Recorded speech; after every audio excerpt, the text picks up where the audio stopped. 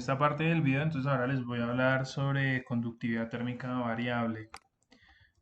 Pues resulta que la conductividad térmica que habíamos hablado, que la propiedad o la característica de cierto material a la conducción de calor, normalmente uno la toma como constante, pero realmente la conductividad varía en función de principalmente la temperatura y también de la posición.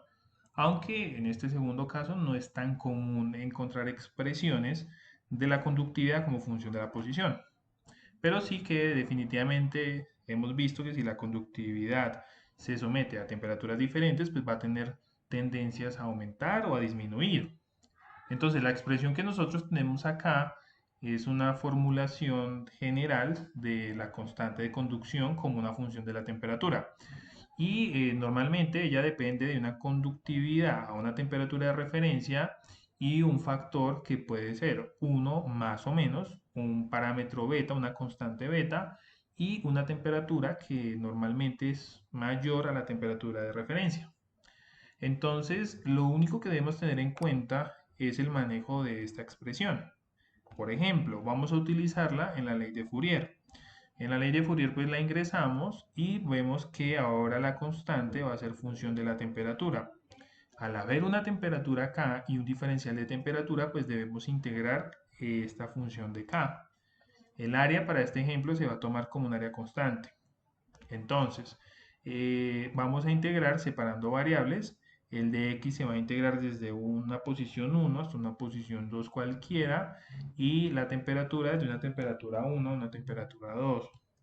Recordemos que la integral de 1 es t y la integral de t es t cuadrado sobre 2 y lo único que hay que hacer es evaluar entre el límite superior t2 al límite superior 1 o t1. Lo mismo pues para con la x, desde x2 hasta x1, x1 a x2, como lo quieran tomar. Bien, entonces evaluando límite superior menos límite inferior, me queda t2 más beta t2 al cuadrado sobre 2 menos t1 menos beta t1 al cuadrado sobre 2. Tengan cuidado con los signos, pues que no se vayan a equivocar ahí. Acá pues podemos agrupar t2 menos t1 y pues las t cuadrados menos t cuadrado, t1 cuadrado se pueden agrupar y o factorizar el término beta medios. Este término aún, esta llave aún sigue siendo, este corchete sigue siendo factorizable. Puedo factorizar t2 menos t1 y pues me va a quedar esta expresión que tenemos acá, 1 más beta por la suma de las temperaturas sobre 2. Y cuando yo sumo las temperaturas y las divido entre 2, lo que estoy haciendo es como un promedio de las temperaturas. Si ustedes se dan cuenta, este término K0 por 1 más beta por el promedio de las temperaturas recibe el nombre de conductividad térmica promedio o conductividad térmica media. Entonces, toda esta expresión que tenemos acá, esta que les voy a encerrar, pues se le conoce como temperatura o conductividad térmica media. Entonces ya pues con eso dicho, cuando ustedes tengan casos donde tengan la conductividad variable, lo único que debemos hacer es tener en cuenta que la conductividad como una función de una conductividad de referencia, un parámetro o un 1 y un valor de beta que puede ser positivo y negativo, y pues esto me da siempre o en su mayoría de veces una conductividad media. Esto pues lo puedo aplicar para resistencias o para pues, la expresión de Fourier en cualquiera de sus casos o sus geometrías. Y pues en vez de poner K, pongo K medio. Y lo único que tengo que reemplazar es la expresión que acabamos de demostrar. Asimismo, pues lo tenemos para una placa, para un cilindro y para una esfera. Y pues puede ser para otra geometría incluso, no hay problema. Ahora vamos a aplicar eso en un ejemplo que nos están diciendo que una pared aislante que tiene 16 centímetros de espesor y tiene una cara a 600 grados centígrados, mientras que la otra cara va a estar expuesta a 100 grados centígrados.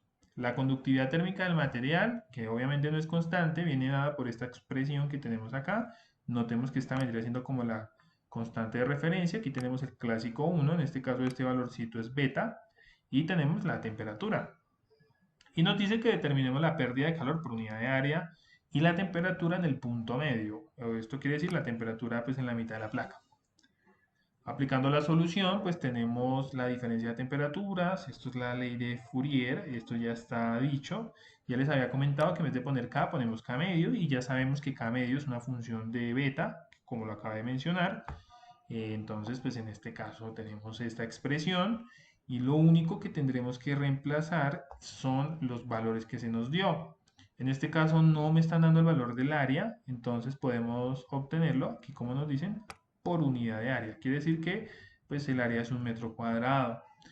Aquí pues primero calculo el km, ¿sí? Por aparte, para que no me quede tan extensa la expresión.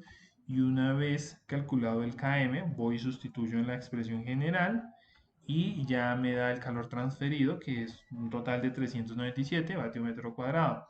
El metro cuadrado es porque tomé 1 metro cuadrado como unidad de área. ¿Listo? Bien.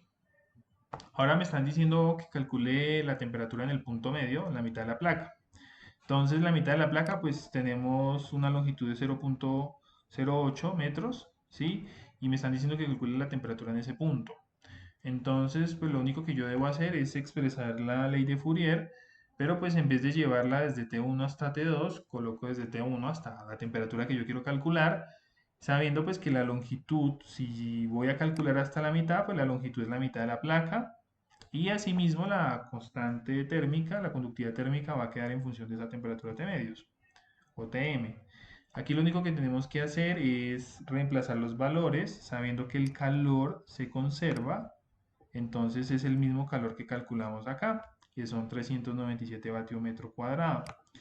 De esa manera, pues simplemente hacemos un solver para la temperatura y eso me va a dar un valor de 387,8 grados centígrados aproximadamente. Listo. Normalmente pues uno trata de despejar estas temperaturas a mano, pero pues les voy a comentar una forma muy sencilla de hacerlo.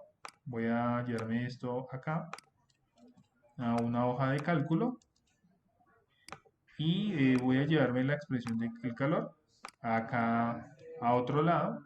Aquí tenemos que esto es igual a esto. Entonces tenemos esta expresión. Entonces voy a calcular el calor o la temperatura M. Entonces voy a ingresar todos los datos. T1, voy a hacer aquí un zoom que se ve muy pequeño.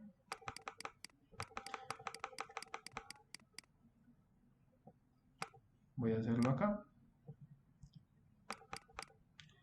Entonces T1 son 600.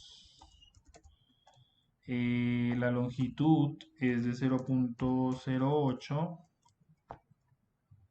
La constante de la temperatura de referencia es de 0,078. Beta, voy a ponerlo como B, es 17,95 por 10 a la menos 4. Aquí lo tenemos. Aquí me lo está redondeando, entonces no quiero que me lo redondee. No, me lo está redondeando. Bueno, dejémoslo así, no importa. Y listo, lo único que me falta es el calor, que son 397. Y aquí pues tenemos la casilla de la incógnita, que es TM. Entonces una forma de resolver esto es utilizando el solver de Excel. El solver de Excel se activa como de la siguiente manera. Vamos a archivo, le damos opciones. En opciones le damos en complementos le damos en ir y aquí activamos el plugin del solver. ¿Listo? En este caso pues yo ya lo tengo. Bien, entonces acá lo único que debemos hacer es ingresar la ecuación. Entonces vamos a ingresarla. Serían 600 menos la incógnita sobre la longitud que va dividida en 0,078 por 1 más beta, y esto al mismo tiempo va multiplicado por 600 más la temperatura que quiero encontrar. Esto va dividido en 2. Voy a poner acá este paréntesis. Bueno, no hace falta poner este paréntesis. Cierro, cierro el denominador y cierro esto. Y yo sé que esto me debe dar igual a 397. Entonces lo que yo debo hacer es preguntarle al solver que esta función sea igual a 397. Cuando sea igual a 397, encontraré el valor de la temperatura. Mire que si yo varío la temperatura, la función me cambia. Entonces lo único que yo tengo que hacer es decir, ir a datos, darle a solver, poner como función objetivo la ecuación de Fourier, decirle que él me dé un valor de, yo quiero que esa función sea valga 397 y que me varíe la temperatura. Haciendo esto me da un valor de 383.75. Más o menos es lo que estaba aquí, 383.75.8. A ver, lo redondeó. Listo. Entonces, de esa manera se puede aplicar un solver. Otra manera de aplicar el solver es, por ejemplo, igual a la función a cero. Entonces, este 387 pasaría a restar y esta función tendría que ser igual a cero. Entonces acá, vamos a volverlo a poner otra vez, meto la función pero igualada a cero. Entonces a toda esta expresión tendría que restarle el calor y vuelvo y hago el solver. Pero en este caso yo ya le digo al solver que mi función me tiene que dar igual a cero, que la expresa igualada a cero, cambiándome la celda de la temperatura. Y le doy resolver y me da los mismos 383.8. En este caso me lo dejo con dos decimales. Está bien. Entonces de esta manera uno puede hacer el solver igualando la función que yo quiera a cero y preguntarle al solver cuál es el valor de la variable que hace que esta función me dé cero o algún otro valor. De esta manera pues queda resuelto el problema y muchísimas gracias.